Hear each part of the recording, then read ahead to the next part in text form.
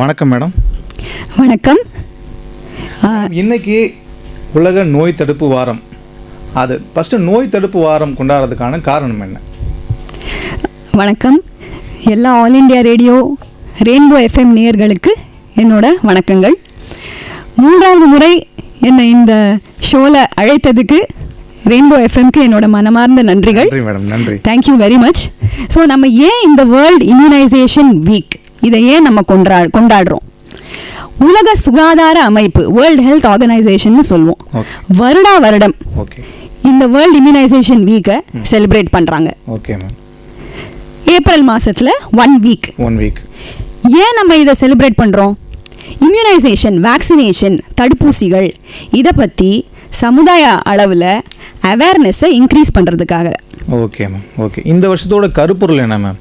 So every year ஒரு theme இருக்கும். கண்டிப்பா.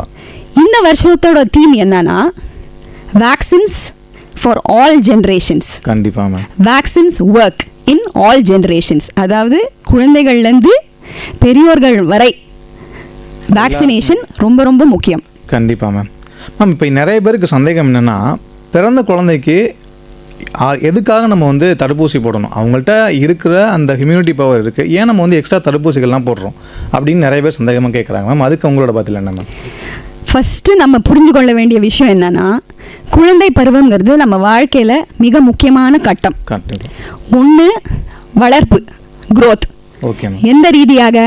உடல் ரீதியாக ஹைட் வெயிட் இன்க்ரீஸ் ஆகும். கண்டிப்பா.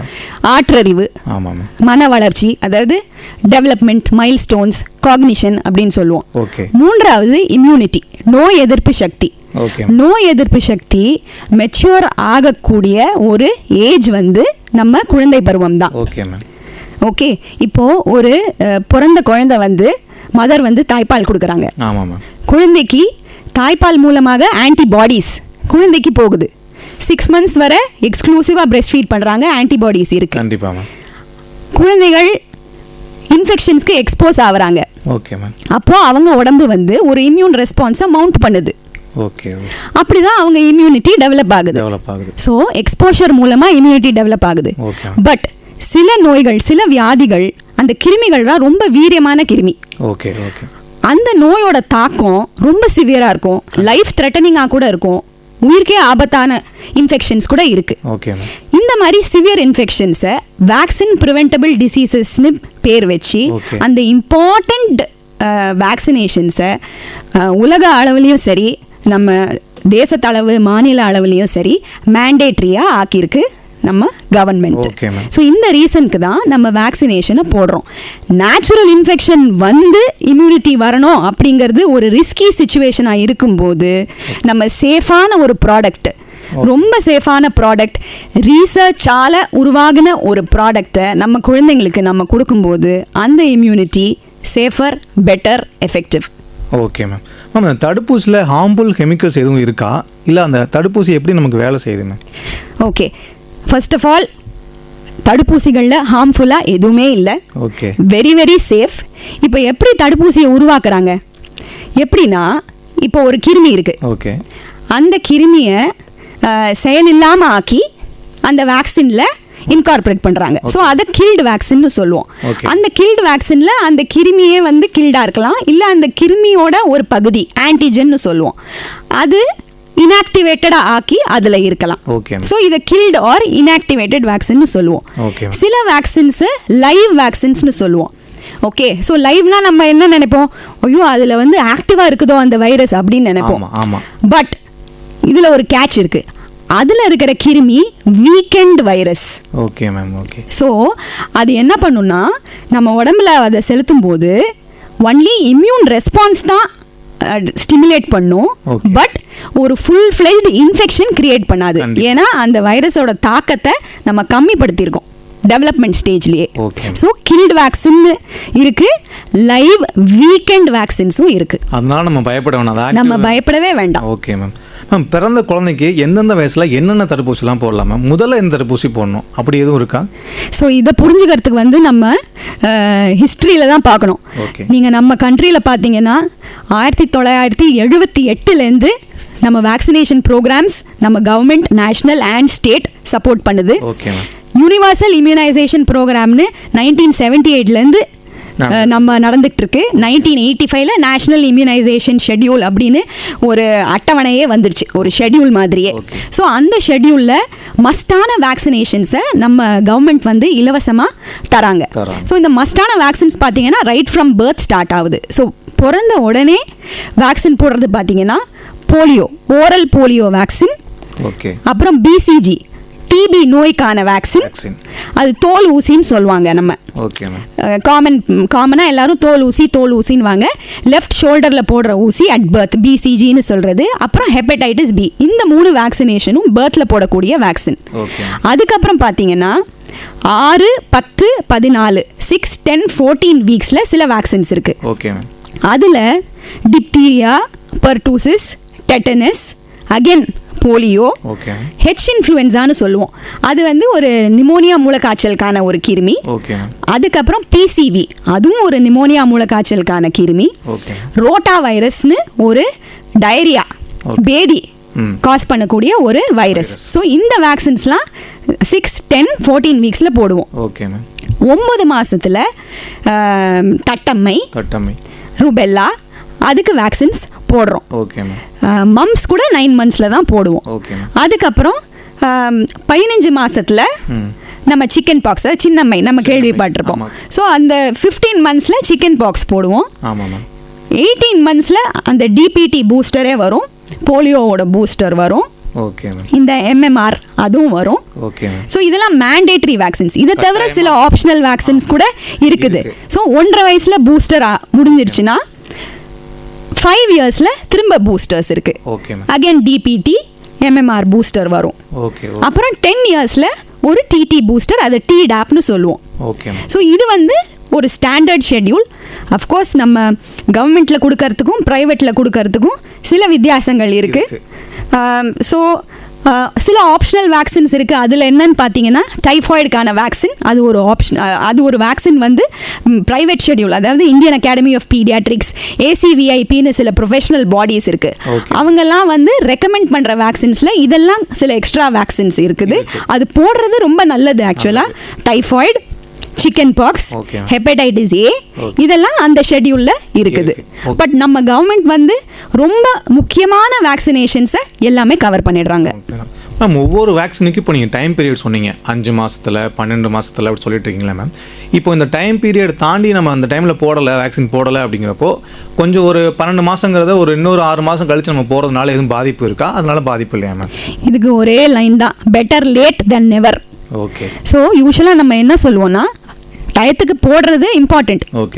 இப்போ நம்ம கண்ட்ரோல்லையே இல்லாமல் ஏதோ ஒரு சிச்சுவேஷன், ஒன்றும் இல்லை, குழந்தைக்கே உடம்பு சரியில்லை, ஸோ வேக்சினை வந்து டிலே பண்ணுற மாதிரி ஆச்சுன்னா பரவாயில்ல. ஏர்லியஸ்ட்டாக எப்போ பாசிபிள், எப்போ ஃபீஸிபிள் மறுபடியும் போய் உங்கள் குழந்தைகள் நல்ல மருத்துவர்கிட்டையோ, இல்லைன்னா நீங்கள் இதில் அங்கன்வாடியில் போடுறீங்க, அர்பன் ஹெல்த் போஸ்ட்டில் போடுறீங்க, கவர்மெண்ட் செக்டரில் போய் போடுறீங்கனாலும் கேட்ச் அப் வேக்சினேஷன் சொல்லுவோம். மிஸ் ஆன டோசஸை எப்போ கன்வீனியன்ட், ஃபீஸிபிள், ஏர்லியஸ்ட் பாசிபிள் பண்ணுறது நல்லது. ஓகே மேம், இப்போ சொன்னீங்க உடம்பு சரியில்லாமல் இருக்கப்போ நம்ம போடாமல் போயிட்டோம். கண்டிப்பாக உடம்பு சரியில்லாமல் இருக்கும்போது நம்ம தடுப்பூசி போடக்கூடாதா குழந்தைகள்? ஜென்ரலி மைனர் இல்னஸஸ்க்கு ஒன்றும் நம்ம கான்ட்ரா இண்டிகேஷன் கிடையாது. அதாவது இப்போ ஒன்றும் இல்லை, ஒரு குழந்தைக்கு மூக்கு ஒழுகுது, தும்மலாக இருக்குது, காய்ச்சல் இருந்தால் ஜென்ரலி வி வெயிட். காய்ச்சல் இருந்தால் அந்த ஃபீவர் சரியாகட்டும், அதுக்கப்புறம் போடலாம். ஒரு மூக்கு ஒழுகுது, தும்முது குழந்தைக்கு உடம்புல வந்து ஒரு ஸ்கின் அலர்ஜி வந்திருக்கு, கொசு கடிச்சு ஒரு ஸ்கின் அலர்ஜி வந்திருக்குன்னா அதுக்காக இந்த மாதிரி மைனர் திங்ஸ்க்கு நம்ம வேக்சினை டிலே பண்ணுறது இல்லை. ஒரு இன்ஃபெக்ஷனுக்கான அறிகுறி இருக்குது ஜுரத்தோட அப்படின்னா நம்ம அந்த இன்ஃபெக்ஷனை ட்ரீட் பண்ணிவிட்டு, ஃபீவரை ட்ரீட் பண்ணிவிட்டு, அப்புறம் சைல்டு நல்லபடியாக இருக்கும்போது மறுபடியும் வேக்சினேஷனுக்கு கூப்பிடுவோம். Okay ma'am. மேம், இப்போ அலர்ஜி சொன்னீங்கல்ல மேம், அலர்ஜி இருந்தால் நம்ம அது என்ன அலர்ஜி, என்ன ஓமைன்னு பார்த்துட்டு அதை நம்ம பண்ணலாமா, இல்லை அலர்ஜி இருந்தால் நம்ம போட்டுக்கலாமா மேம்? இப்போது பிள்ளைங்களுக்கு வந்து அலர்ஜி பல ரீசன்ஸ்க்கு இருக்கும். கண்டிப்பாக. சில பேர்த்துக்கு பூச்சி கடிச்சா அலர்ஜி வரும், சில பிள்ளைங்களுக்கு ஃபுட் அலர்ஜிஸ் இருக்கும். இது அலர்ஜி இருக்கிற சில பேர்த்துக்கு ஈவன் அலர்ஜி, வீசிங், ஆஸ்துமா அந்த மாதிரி கூட இருக்கும்.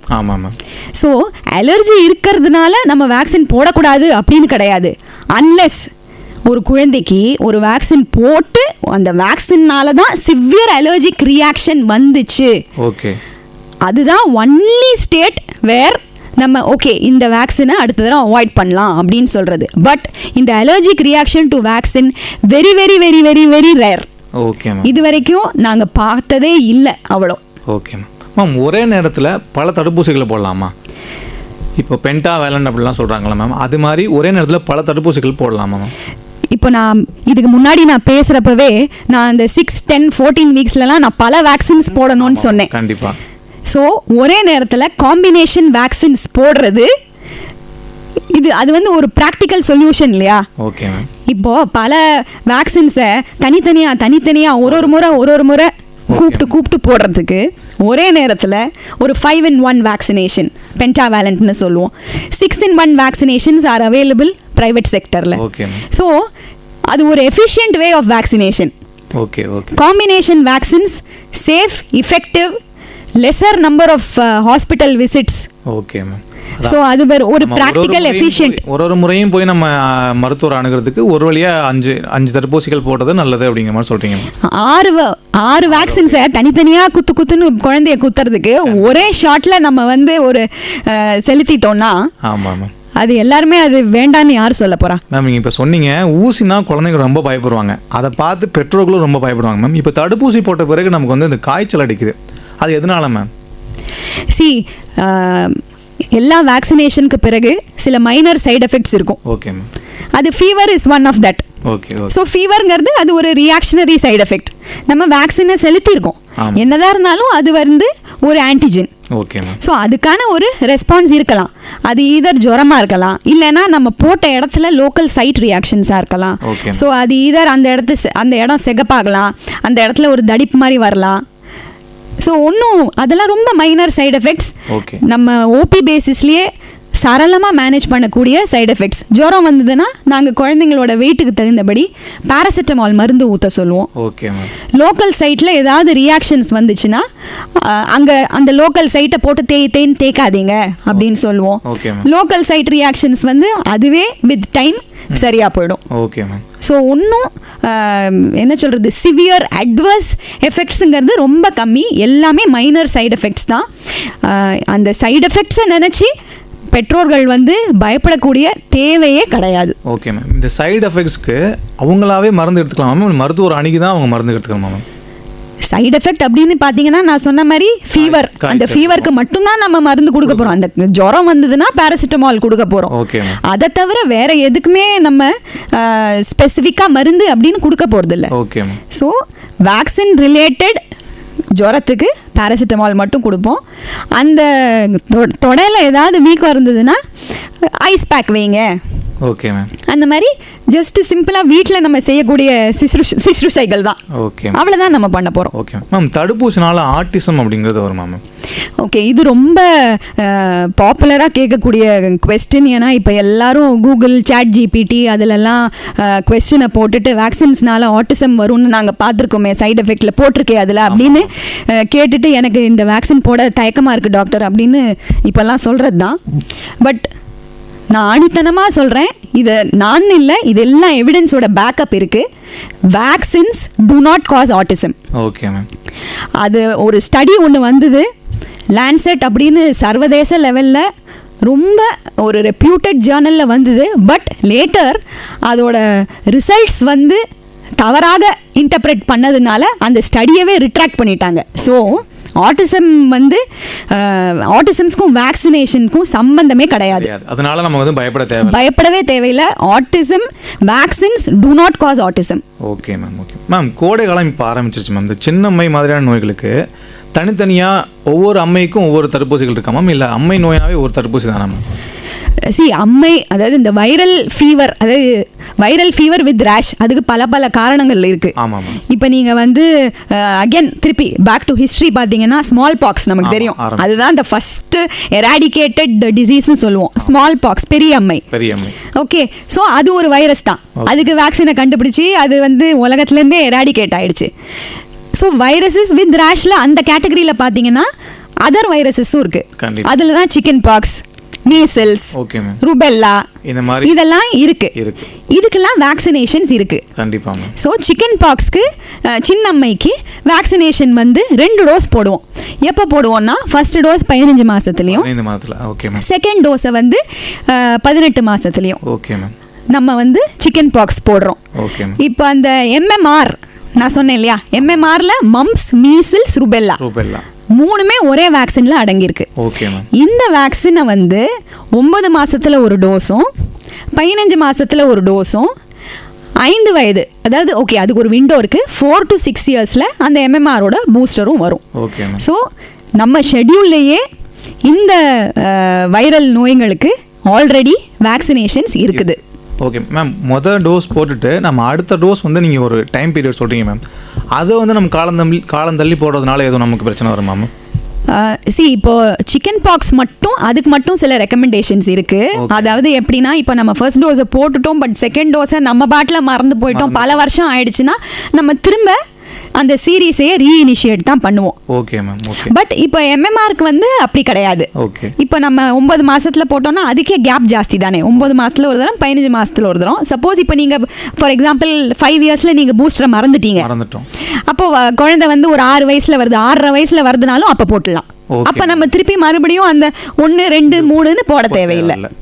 இந்த சிக்கன் பாக்ஸ்க்கு மட்டும் ஒரு அளவுக்கு மேல ரொம்ப தாமதம் ஆயிடுச்சு 2வது டோஸ்னா நம்ம சீரீஸையே ரீஇனிஷியேட் பண்ற மாதிரி இருக்கும். பட் மிச்ச வேக்சின்ஸ்க்கு நான் ஏற்கனவே சொன்னது போல catch up whenever feasible possible. கண்டிப்பா மேம். இப்போ ஒரு நோய் வந்ததுக்கு அப்புறம் நம்ம சிகிச்சை எடுக்கிறதுக்கும் முன்னாடியே தடுப்பூசி போடுறதுக்கு என்ன மேம் வித்தியாசம் இருக்கு?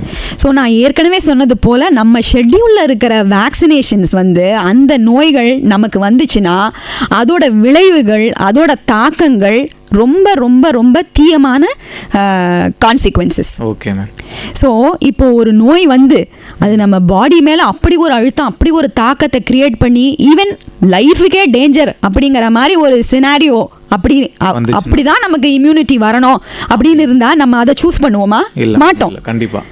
இதே ஒரு வேக்சினேஷனை போட்டு ஒரு சேஃபான ப்ராடக்ட், இதர் கில்ட் ஆர் லைவ் வீக்கெண்ட் ப்ராடக்டை போட்டு நமக்கு இம்யூனிட்டி வரும்போது அதுதானே நம்ம சூஸ் பண்ணோம். கண்டிப்பா மேம். ஸோ ஒன்றும் இல்லை, இப்போ போலியோ நம்ம வேக்சின் போடுறோம்.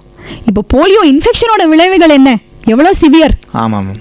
எவ்வளோ சிவியரான அது ஒரு வியாதி. கண்டிப்பா மேம். இப்போ டிப்தீரியா, டெட்டனஸ் இதெல்லாம் எவ்வளோ லைஃபுக்கே ஆபத்தான ஒரு நோய்கள். ஆமாம் மேம்.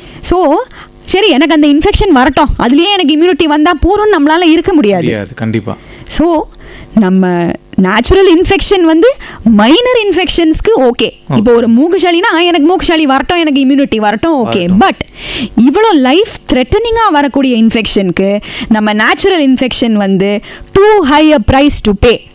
கண்டிப்பாக நம்ம ஆஸ் பெற்றோர்கள் நம்ம குழந்தைங்களுக்கு என்ன சொல்கிறது, த பெஸ்ட் பாசிபிள் ப்ரொவைட் பண்ணுறது, த சேஃபஸ்ட் பாசிபிள் ப்ரொவைட் பண்ணுறது நம்முடைய டியூட்டி, கடமை. கண்டிப்பாக மேம். மேம் இப்போ வேக்சின் சொல்லும்போது கில்டுன்னு சொன்னீங்க, லைவ்னு சொன்னீங்க, இதுக்கெல்லாம் என்ன மேம் வித்தியாசம் இருக்குது? இப்போ கில்டு வேக்சின் சொல்கிறீங்க, லைவ் வேக்சின் சொல்கிறீங்க, அதுக்கெல்லாம் என்ன மேம் வித்தியாசம் இருக்குது? அதான் இப்போ நான் சொன்ன மாதிரி கில்டு வேக்சினில் கம்ப்ளீட்டாக இன்ஆக்டிவேட்டடாக இருக்கும். Okay ma'am. அந்த லைவ் வேக்சினில் அந்த வீக்கெண்ட் வைரஸ் இருக்கும். கண்டிப்பாக. ஸோ அது அந்த இம்யூன் ரெஸ்பான்ஸ் அது ட்ரிகர் பண்ணுது இல்லையா? ஆமாம் மேம். அந்த விதம் வந்து டிஃப்ரெண்ட். ஸோ இப்போ அதை பற்றி நான் பேச ஆரம்பிச்சேன்னா நான் ஒரு காலேஜில் லெக்சர் கொடுக்குற மாதிரி ஆகிடும். நம்ம நேர்களுக்கு அவ்வளோ சயின்டிஃபிக்காக நம்ம டீட்டெயில்ஸ் போனோம்னா கொஞ்சம் ஓவர்வெல்மிங்காக இருக்கும். Okay ma'am. முன்னாடி பழைய தலைமுறையில் போடாத நிறைய வேக்சின்ஸ் இப்போ வந்துருச்சு. இவையெல்லாம் இப்போ இருக்க அந்த புதுசு வேக்சின்லாம் கண்டிப்பாக குழந்தைகளுக்கு தேவையா? வேக்சின்ஸே வந்து எசென்ஷியல். ஓகே. இப்போ ஷெட்யூல்ஸில் ஒரு எக்ஸ்ட்ரா வேக்சின் ஆட் ஆகுது அப்படின்னா ஒரு காரணத்தோட தான் ஆட் ஆகுது. ஏன்னா ஒன்று அந்த பேர்டன் ஆஃப் த டிசீஸ் அதிகமாகுது, ரெண்டாவது அந்த வேக்சினோட விளைவுகள் வந்து as I told serious consequences. கண்டிப்பாக.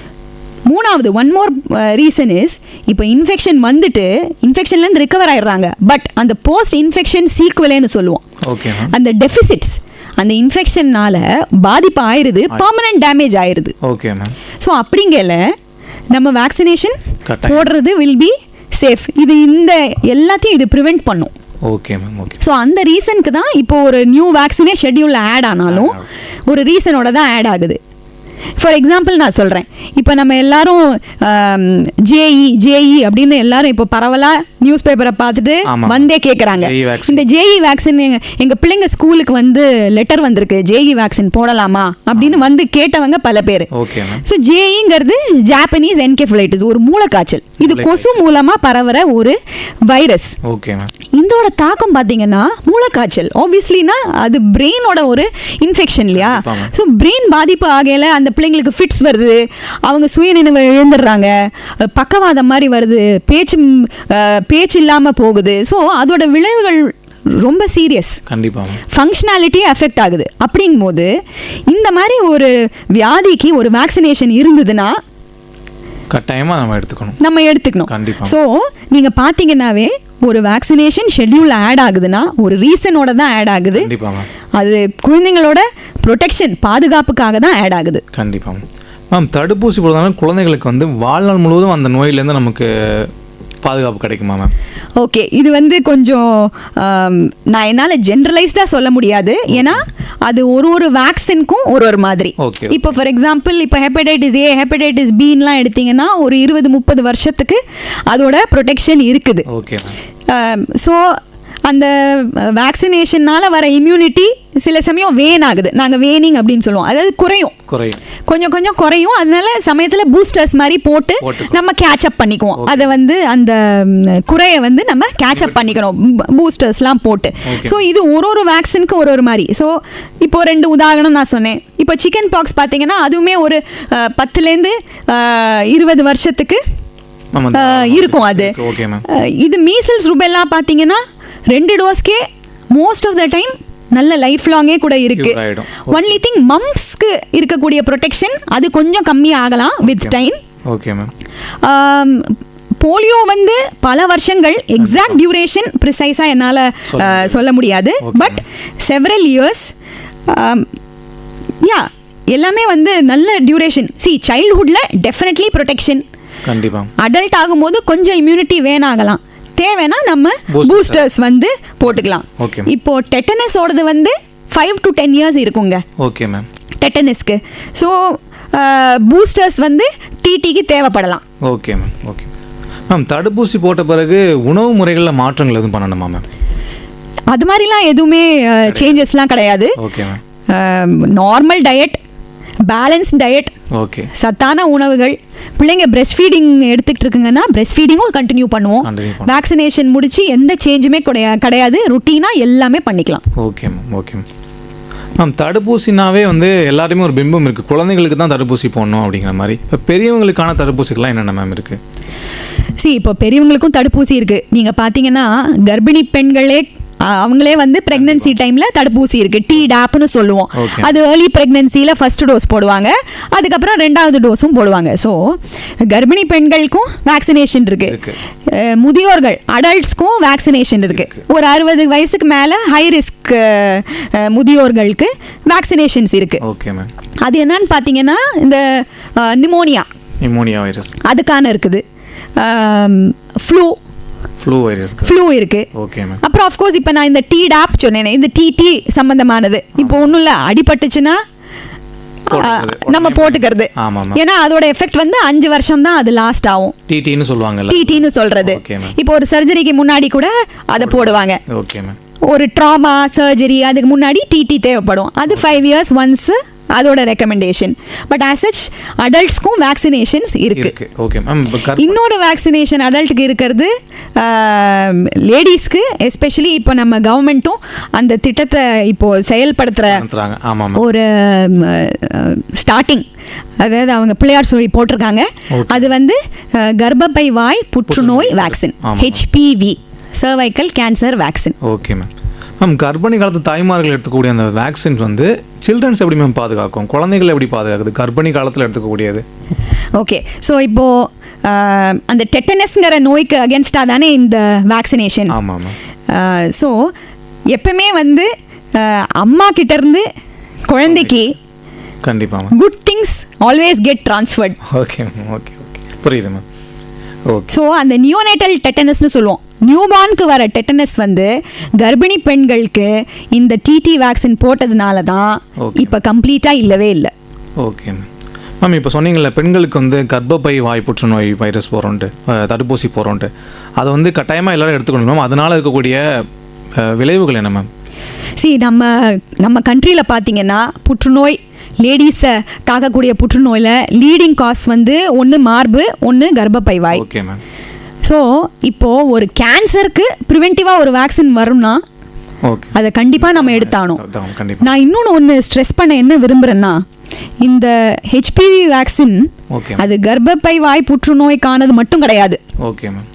ஆசனவாய், okay okay, anal cancer, okay, அதுக்கும் ப்ரொடெக்டிவ். அப்புறம் இந்த மரூன் சொல்லுவோம்ல, வார்ட், அதுலயே இந்த ஹெச்பிவிங்கிற கிருமி காஸ் பண்ற சில வார்ட், சில மரு கேன்சரா மாறலாம். ஓகே ஓகே, அதுக்கும் இது ப்ரொடெக்டிவ். Okay ma'am. ஸோ இது ஆக்சுவலா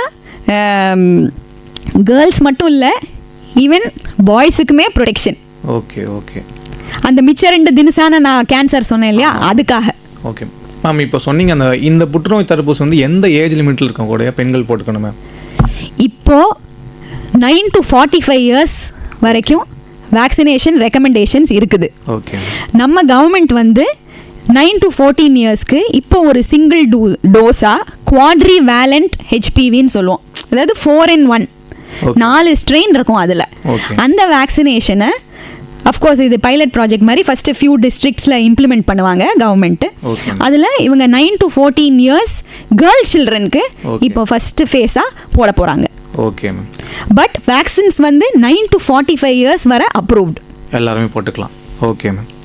மேம் இப்போ ஒரு குழந்தைகளுக்கு நம்ம வேக்சின் போடும்போது அவங்களோட அப்பா அம்மாவோட அலர்ஜி, அவங்களோட நோய்கள் எல்லாத்தையும் நம்ம ஆராய்ஞ்சு தான் வேக்சின் போட முடியுமா குழந்தைகளுக்கு? ஃபேமிலி ஹிஸ்ட்ரி ஆஃப் அலர்ஜி இருக்கலாம். Okay ma'am. ஓகே, பட் நம்ம பேபிக்கு வேக்சின் போட்டுட்டு எந்த அட்வர்ஸ் எஃபெக்டும் இல்லை, அலர்ஜி அனஃபிலாக்சிஸ்ன்னு சொல்லுவோம். அது ஒரு வார்த்தை, அனஃபிலாக்சிஸ். அது என்னன்னா அலர்ஜியோட உச்சக்கட்ட மேனிஃபெஸ்டேஷன். ஓகே. ரொம்ப சிவியராக இருக்கும் அந்த மேனிஃபெஸ்டேஷன். எப்படின்னா பிள்ளைங்களுக்கு வந்து ஈவன் பிபி கூட டவுன் ஆகலாம், அவ்வளோ வேர்ஸ்ட் கேஸ் சினாரியோ. அந்த அனஃபிலாக்சிஸ் மாதிரி ரியாக்ஷன் இருந்தால் தான் நம்ம இந்த வேக்சினை போடக்கூடாது அப்படின்னு சொல்லுவோம். Okay ma'am. So even family history of allergy இருந்தாலும் ஓகே, பிள்ளைங்க நல்லா இருக்குது வேக்சின் போட்டு ஒன்றும் ஆகலைன்னா ஷெட்யூலில் என்ன வேக்சின்ஸ் இருக்கோ எல்லாத்தையும் நாங்கள் ருட்டீனாக கண்டினியூ தான் பண்ணுவோம். Okay ma'am. இப்போ இந்த நாய் கடிச்சா வந்து முன்னாடியெல்லாம் வந்து 48 ஊசி போடணும் அப்படிங்கிற மாதிரி சொல்லுவாங்களா மேம்? இப்போ இந்த காலகட்டத்தில் இருக்கக்கூடிய அந்த தடுப்பூசி எப்படி இருக்கு மேம்? இதை புரிஞ்சுக்கிறதுக்கு வந்து நம்ம வந்து இந்த WHO அகைன் நம்ம உலக சுகாதார அமைப்பு வந்து அந்த நாய்க்கடிக்கே வந்து கேட்டகரிஸ் மாதிரி சொல்லுவாங்க. ஸோ நம்ம எல்லா நாய்க்கு வந்து நம்ம நாய் நக்குனதுக்கெல்லாம் நம்ம போட தேவையில்லை. கண்டிப்பா மேம். பட் நாய் வாயில நக்குச்சு, நாக்கில் நக்குச்சுன்னா அதாவது மியூக்கஸ் மெம்பரேன்னு சொல்லுவோம். கண்டிப்பா அங்கே பண்ணிச்சுன்னா வந்து நம்ம ஆன்டி ரேபீஸ் வேக்சின் போடுற மாதிரி இருக்கும். ஸோ இதை நம்ம எப்போ இதை நம்ம டாக் பைட்டுக்கு போடணுங்கிறத புரிஞ்சுக்கிறதுக்கு WHO கேட்டகரி ஃபர்ஸ்ட் தெரியணும். ஸோ எந்த கேட்டகரிக்கு நம்ம ஆன்டி ரேபீஸ் வேக்சின் போடணுங்கிறது இருக்குது. அப்படி ஒரு குழந்தைக்கு நாய் கடிச்சு ஒரு கீரல் இருக்கு, அதில் பிளட் வந்துடுச்சு, ஓகே ஓகே ஓகே, இல்லை ப்ராப்பர் பைட் உண்டே இருக்குது, ஓகே மேம், ஓகே, கீரி ரத்தம் கசிவு ஆகுது, இல்லை கீரி பிளட் ஊசிங்கே ஆகுது, இல்லைனா ப்ராப்பர் பைட் ஊண்டி இருக்குன்னா கண்டிப்பாக நம்ம ரேபீஸ் வேக்சின் போடணும். இப்போ வந்து எல்லாமே நம்ம தசையில் மசில் இன்ட்ரா மஸ்குலராக தான் கொடுக்குறோம், தொடையில் கொடுக்குறோம், 5 டோசஸ் கொடுக்குறோம். அந்த முன்னாடி மாதிரி அந்த தொப்புளை சுற்றி அவ்வளோ ஸ்கேரியாக நீங்கள் கதைகள் கேட்டிருப்பீங்க, நம்ம தாத்தாலாம் நிறைய சொல்லியிருப்பாங்க இதெல்லாம். பட் இப்போ வந்து very easy short schedule, 5 doses. Ma'am vaccine preventable டிசீஸ்னு சொன்னீங்களே மேம், அது என்னென்ன டிசீஸ் மேம்? நான் என்னெல்லாம் வேக்சின்ஸ் லிஸ்ட் பண்ணேனோ அதெல்லாம் தான். எல்லாமே diphtheria, pertussis, tetanus, polio, meningitis மூளைக்காய்ச்சல், pneumonia, mumps, measles, rubella, chicken pox, hepatitis A, hepatitis B, இதெல்லாம் தான் vaccine preventable diseases. Okay ma'am. Ma'am இந்த தடுப்பூசி அட்டவணை பற்றி கொஞ்சம் சொல்லுங்கள் மேம். ஓகே, ஸோ இப்போ ஒரு கர்ப்பிணி பெண் பிரெக்னன்சி போதே ஓகே மேம் அந்த பிக்மி ரெஜிஸ்ட்ரேஷன் நம்பர் அவங்க வாங்கணும். ஸோ ஒரு யூனிக் RCH ID கவர்மெண்ட் வந்து தந்துடும். Okay ma'am. ஸோ அந்த பிக்மியில் ரெஜிஸ்டர் பண்ணியாச்சுன்னா ஒரு MCP mother child protection card கொடுத்துருவாங்க. Okay ma'am. ஸோ அந்த கார்டில் வந்து அந்த கர்ப்பிணி பெண்ணே என்ன தடுப்பூசி போடணும் கண்டிப்பாக அந்த ஷெட்யூல் அதில் இருக்கும். Okay ma'am. அதே போல் அந்த கார்டை வச்சு கவர்மெண்ட்டில் ஓகே மேம் அவங்க ஃப்ரீயாகவே அந்த வேக்சினேஷன்ஸை போட்டுக்கலாம். அவங்க அந்த கார்டை வச்சு செக்கப்ஸ்க்கு போய்க்கலாம். அண்ட் இப்போ நம்ம மாநில அளவில் சில ஸ்கீம்ஸ்லாம் இருக்குது, அதில் நிதி உதவி கூட கவர்மெண்ட் வந்து வழங்குது. Okay ma'am. ஸோ இதை கிரியேட் பண்ணுறதுக்கு அந்த அப்பா அம்மாவோட ஆதார் கார்டு அது இருந்தால் போதும். ஸோ இந்த எம்சிபி பிக்மி அந்த RCH ID அவங்க வந்து அதை எடுத்துக்கலாம். Okay ma'am. ஸோ இந்த எம்சிபி கார்டில் பிள்ளைங்க சம்மந்தமாக என்ன இருக்குது அப்படின்னு பார்த்தீங்கன்னா, குழந்தைங்களுக்கான அந்த இம்யூனைசேஷன் ஷெட்யூல், அந்த தடுப்பூசியான அதுக்கான அந்த அட்டவணையே கொடுத்துருப்பாங்க. அதில் ஃபுல்லாக அப்படியே ஏஜ் போட்டு டேட் போட்டு டேட் எழுதுறதுக்கு கேப் விட்டு அதுலேயே இருக்கும். Okay ma'am. So at birth, அதாவது பிறந்த உடனே vaccination OPV BCG hepatitis B அப்படின்னு போட்டிருக்கோம். அதுக்கு அடியில் அந்த கொடுத்த டாக்டரோ இல்லை அந்த கொடுத்த நர்ஸோ போட்ட தேதி அதில் ஃபில் பண்ணுற மாதிரி இருக்கும். அடுத்த விசிட் எப்போ வரணுங்கிறதுக்கு அதுலேயே எழுதியிருக்கும். 1.5 மாதம் 2.5 மாதம் 3.5 மாதம் அப்படின்னு என்னென்ன வேக்சினேஷன். ஸோ நம்ம அந்த எம்சிபி கார்டையும் எடுத்துக்கிட்டு நம்ம கை குழந்தையும் எடுத்துகிட்டு நம்ம சென்டருக்கு போனோம்னா அந்த கரெக்டாக அந்த ஏஜுக்கான வேக்சின், குழந்தையோட வெயிட் பார்த்துட்டு குழந்தையோட லென்த்து, ஹெட் சர்க்கம்ஃபரன்ஸ், அவங்க தலைக்கான அந்த அளவு, பிரெயின் க்ரோத்லாம் நல்லா ஆகுதா, அதான் அந்த பேசிக் செக்அப் எல்லாம் பார்த்துட்டு வேக்சினேஷனையும் போட்டுட்டு அனுப்பி விடுவாங்க. ஸோ அந்த எம்சிபி கார்டில் ஒரு க்ரோத் சார்ட் கூட இருக்கும். குழந்தையோட வளர்ச்சி வந்து அந்த ஏஜுக்கு தகுந்தபடி நார்மல் ரேஞ்சில் இருக்குதா. ஸோ அதில் வந்து அந்த க்ரோத் சார்ட்டில் வந்து நம்ம வந்து குழந்தையோட வெயிட், இடை, லென்த், நீளம், இந்த ஹெட் சர்க்கம்ஃபரன்ஸ் சொன்னேன் இல்லையா, தலை அளவு, ஸோ இது எல்லாமே அந்த க்ரோத் சார்ட்ஸில் இருக்கும். ஸோ இந்த எம்சிபி அட்டையில் ஈவன் மைல்ஸ்டோன்ஸ் அதோட சில டீட்டெயில்ஸும் இருக்கும். அதாவது இப்போ பிள்ளைங்களுக்கு வந்து சாதாரணமாக 3 மாசத்துல தலை நிற்கும், 6 மாசத்துல குப்புற அடிக்கணும். ஸோ இந்த மைல்ஸ்டோன்ஸ்லாம் வந்து நார்மலாக இருக்குதா இல்லையாங்கிறதுமே நம்ம இந்த வேக்சினேஷன் செக்அப்பில் தான் நம்ம அசஸ் பண்ணுவோம். ஸோ இந்த எம்சிபி கார்டுங்கிறது நம்ம இது ஜஸ்ட் வேக்சினேஷனுக்கான அட்டை அப்படின்னு மட்டும் நம்ம நினைக்கக்கூடாது. இது வந்து ஒரு எஜுகேஷனல் டூல்.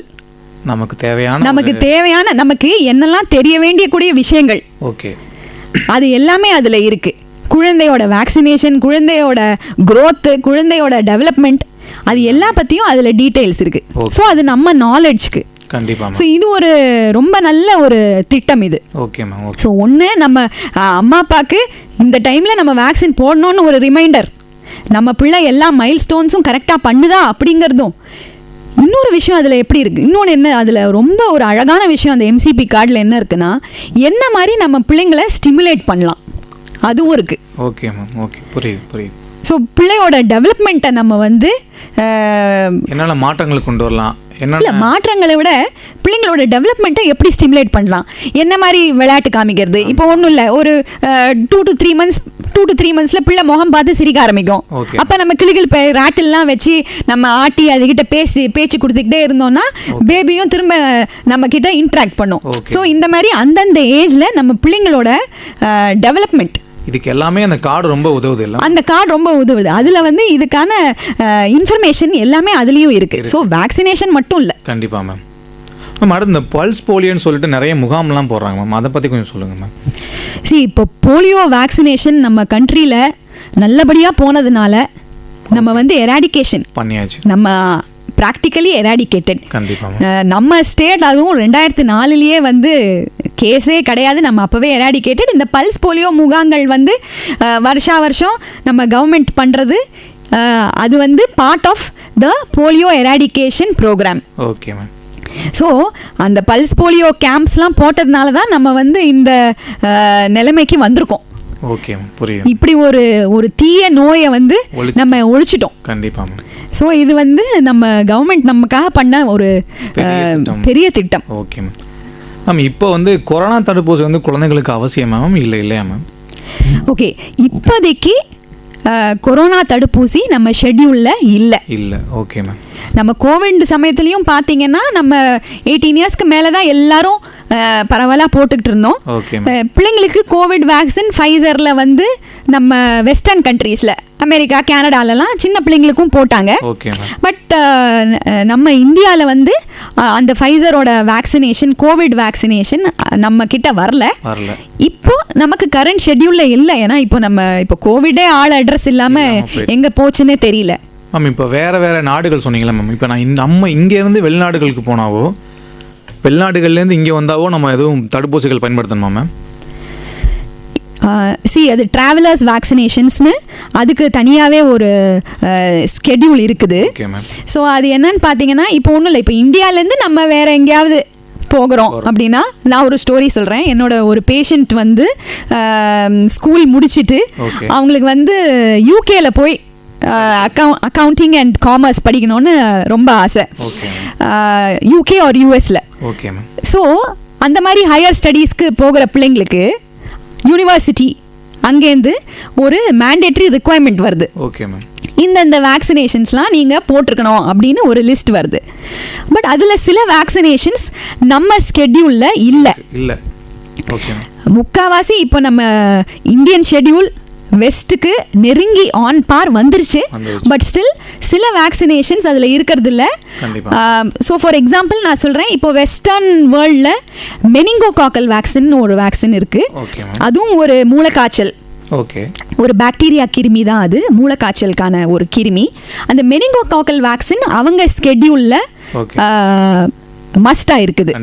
அங்கே போட்டே ஆகணும். ஸோ நம்ம பிள்ளைங்க இங்கேருந்து அங்கே படிக்க போகையில் அவங்க வந்து அந்த வேக்சினேஷன் போட்டதுக்கான ஒரு ப்ரூஃபோட வாங்க அப்படிம்பாங்க.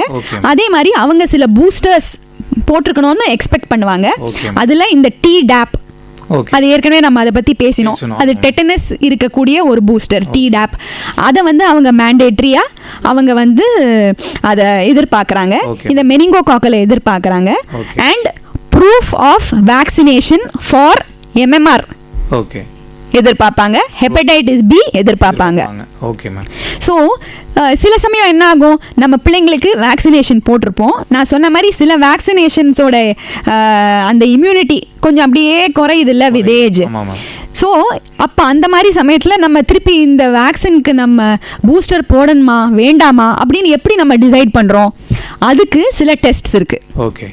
ஸோ என்ன பார்ப்போம்னா அந்தந்த பர்டிகுலர் டிசீஸ்க்கான ஆன்டிபாடி நம்ம உடம்புல எவ்வளோ இருக்கு அப்படின்னு டெஸ்ட் பண்ணி பார்ப்போம்.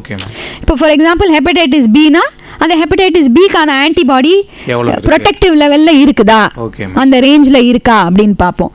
இப்போ MMR அதுக்கு பார்ப்போம், சிக்கன் பாக்ஸுக்கு பார்ப்போம். So anti mumps antibody, anti measles antibody, anti varicella antibody. So இந்த மாதிரி அந்த ஆன்டிபாடி லெவல் நம்ம பிளட்ல எவ்வளோ இருக்கு அப்படின்னு பார்ப்போம். அது ப்ரொடெக்டிவ் லெவலில் இருந்துச்சுன்னா அவங்களுக்கு ஃபர்தர் பூஸ்டர்ஸ் தேவைப்படாது. சப்போஸ் அது ப்ரொடெக்டிவ் லெவலில் இல்லைன்னா அந்த பிள்ளைங்களுக்கு நம்ம அந்த வேக்சினேஷனை திருப்பி புகுத்துற மாதிரி தான் இருக்கும். ஸோ இப்போ நம்ம வெளிநாட்டில் போய் படிக்கணும் அப்படின்னு நினைக்கிற பசங்க இந்த மாதிரி வேக்சினேஷன்ஸ் போட்டுட்டு போகிறாங்க. ரெண்டாவது, இப்போ சுற்றுலா ட்ரிப்புன்னு போகிறாங்க. சில பேர் ரொம்ப அட்வென்ச்சரஸாக இருப்பாங்க, அவங்களுக்கு வைல்ட் லைஃப் சஃபாரிலாம் போகணும். அப்படிங்கல எனக்கு ஆப்பிரிக்காவுக்கு போகணும், அங்கே போயிட்டு நான் ஜங்கல் சஃபாரி பார்க்கணும் அப்படின்னு நினைக்கிறவங்க இப்போ அதுக்கு yellow fever அந்த வேக்சினேஷனை போட்டுட்டு தான் அவங்க போகணும். ஸோ டிராவலர்ஸ் வேக்சினேஷன் இருக்குது. இது நம்ம இந்தியாவிலேருந்து வெளியே போகிறவங்களுக்கு. இப்போது வெளிநாட்டிலேருந்து இங்கே வராங்க இல்லையா, இப்போ யூஎஸ்லலாம் அவங்களுக்கு டிராவலர்ஸ் வேக்சினேஷன் இருக்குது. அவங்க எந்த கண்ட்ரிக்கு போகிறாங்க அதை பொறுத்து. இப்போ ஃபார் எக்ஸாம்பிள் அமெரிக்காவிலேருந்து இந்தியாவுக்கு வராங்கன்னு வச்சுக்கோங்க, அங்கேருந்து அவங்க டைஃபாய்டை போட்டு அனுப்புவாங்க. ஸோ அது ஒரு எக்ஸாம்பிள் நான் சொல்கிறேன். ஏன்னா இந்தியாவில் நமக்கு டைஃபாய்டு கேசஸ் அதிகம். ஸோ அவங்க கண்ட்ரியில் ட்ராவலர்ஸ் வேக்சினேஷன் லிஸ்ட்டில் டைஃபாய்டு வேக்சின் இருக்கும். நான் ஜஸ்ட் ஒரு உதாரணம் தான் சொல்கிறேன். அதே மாதிரி ஃப்ளூ வேக்சினேஷன் இருக்கும். இப்போ ஃப்ளூ பற்றி ஐ திங்க் நம்ம பேசவே இல்லை. இஃப் வி ஹேவ் டைம் நம்ம அதை பற்றி கூட லேட்டர் ஆன் பேசலாம். சொல்லுங்க மேம், ஃப்ளூ வைரஸ் பற்றி சொல்லுங்க மேம். ஓகே, ஸோ இப்போ ஃப்ளூங்கிறது இன்ஃப்ளூயன்ஸா, அது ஒரு வைரல் கிருமி. அது வந்து நிமோனியா ஓகே. சின்ன பிள்ளைங்கள, ஹை ரிஸ்க் பிள்ளைங்க, பிஞ்சு குழந்தைங்கள அதனால நிமோனியா வரும். ஸோ நிமோனியானா என்ன? ரொம்ப மூச்சு திணறல், சளி கட்டுறது, ஜுரம், தீக்க ஜுரம் அடிக்கிறது, பிள்ளைங்க ஃபீடிங்கே சரியா எடுக்காது, ரொம்ப சோர்ந்து போயிடும். ஸோ ஃப்ளூ அப்படிங்கிறது அது ஒரு வைரல் இன்ஃபெக்ஷன். இந்த ஃப்ளூல என்ன ஒரு வித்தியாசமான விஷயம்னா, வருஷம் ஃப்ளூவோட ஸ்ட்ரெயின் மாறிக்கிட்டே இருக்கும். ஏன்னா இந்த வைரஸஸ் வந்து மியூட்டேட் ஆகும், அது சேஞ்ச் ஆகிக்கிட்டே இருக்கும் வருஷம். ஸோ எவ்ரி இயர் ஒரு ஆனுவல் பேட்ச் மாதிரி ஆனுவல் ஃப்ளூ ஷாட் அந்த வருஷத்துக்கான ஸ்ட்ரெயின் வரும். இப்போ இந்தியன் அகாடமி ஆஃப் பீடியாட்ரிக்ஸ் அந்த ACVIP அப்படின்னு 2 சொன்னேன் இல்லையா, IAP ACVIP ரெக்கமெண்டேஷன்ஸ் வந்து இப்போ வருஷத்துக்கு ஒரு முறை ஃப்ளூ ஷாட் வந்து 5 வயதுக்கு குறைந்த பிள்ளைங்கள ரெக்கமெண்ட் பண்ணுது. 1 இயருக்கு கீழே இருக்கிற பிள்ளைங்களுக்கு 2 டோஸ், 6 மாதத்துலையும் 7 மாதத்துலையும். அதற்கு பிறகு அப் டு 5 இயர்ஸ் வருஷத்துல 1 டோஸ். அந்த ஃப்ளூ சீசன் ஸ்டார்ட் ஆகிறதுக்கு முன்னாடி உங்க பிள்ளைங்களுக்கு போட்டுக்கோங்க அப்படின்னு IAP ACVIP ரெக்கமெண்ட் பண்ணுது. ஸோ ஃப்ளூ வேக்சினும் அந்த அமெரிக்காவில் ட்ராவலர்ஸ் வேக்சினாக ரெக்கமெண்ட் பண்ணுறாங்க. நம்ம வெளிநாட்டுகளில் பார்த்தோன்னா ஃப்ளூ வேக்சின் வருஷம் அக்ராஸ் ஆல் ஏஜஸே சில கண்ட்ரீஸில் போடுறாங்க. இப்போதைக்கு நம்ம இந்தியன் சினாரியோவில் இதுதான் ரெக்கமெண்டேஷன் ஃப்ளூவை பற்றி. மேம், இந்த அரசு மருத்துவமனைக்கும் தனியார் மருத்துவமனைக்கும் இருக்கக்கூடிய தடுப்பூசிக்கான வித்தியாசம் என்ன மேம்? இப்போ கவர்மெண்ட்ல போடுறது எல்லா மேண்டேட்டரி வேக்சினும் கவர்மெண்ட் போடுதுங்க. Okay ma'am. Including PCV. இப்போ இருக்கிற ஷெட்யூல்ல PCV நான் சொன்னேன், நிமோனியா அண்ட் மூளைக்காய்ச்சலுக்கான வேக்சின் முதற்கொண்டு நம்ம கவர்மெண்ட் போட்டுருது. ஈவன் போலியோவுமே IPVன்னு சொல்லுவோம், இன்ஜெக்டபிள் போலியோ வேக்சின். அதுல அந்த ஃப்ராக்ஷனேட்டட் IPVன்னு நம்ம கவர்மெண்ட்டே போட்டுருது. பட் கவர்மெண்ட்ல இல்லாத சில வேக்சின்ஸ் இந்த IAP ACVIP ஷெட்யூல்ல இருக்குது. அதுல என்னென்னு பார்த்தீங்கன்னா flu virus, hepatitis A, chicken pox, இதெல்லாம் வந்து இந்த ஷெட்யூல்ல வந்துருது. டைஃபாய்டும் இந்த IAP ஷெட்யூல்ல இருக்கு, கவர்மெண்ட்ல இல்ல. பட் கவர்மெண்ட் வந்து எவ்வளவோ ஹெல்ப் பண்ணுது. அண்ட் இன்ஃபேக்ட் இந்த PCV வந்து கவர்மெண்ட் 3 டோஸ் கொடுக்குது. இந்த PCVங்கிற வேக்சின் வந்து நம்ம தனியார் பிரைவேட்டில் போய் போட்டோம்னா ஈச் வேக்சின் வந்து 3000 to 4000 ரூபாய் ஈச் டோஸ். அதை கவர்மெண்ட் வந்து இலவசமாக போடுது. எப்போ போடுது PCVனா அந்த 6 வாரத்தில் ஒரு டோஸ், 14 வீக்ஸ் 14 வாரத்தில் ஒரு டோஸ், 9 மாசத்துல ஒரு பூஸ்டர். PCVயை நம்ம கவர்மெண்ட் வந்து இலவசமாக போடுது. இப்போ அந்த மக்கள்கிட்ட அந்த தடுப்பூசியை பற்றி அவேர்னஸ் எவ்வளோ மேம் இருக்கு? முன்னாடி விட எவ்வளவோ பெட்டர். பரவாயில்ல, எவ்வளவோ பெட்டர். ஏன்னா நம்ம கவர்மெண்ட் வந்து தீய முயற்சிகள் எடுக்குது. அண்ட் அதே மாதிரி இந்த professional bodies WHO, world health organisation, UNICEF இவங்கெல்லாம் இந்த மாதிரி இம்யூனைசேஷன் ப்ரோக்ராம்ஸை நம்ம டெவலப்பிங் கண்ட்ரீஸில் ரொம்ப ஆதரிக்கிறாங்க.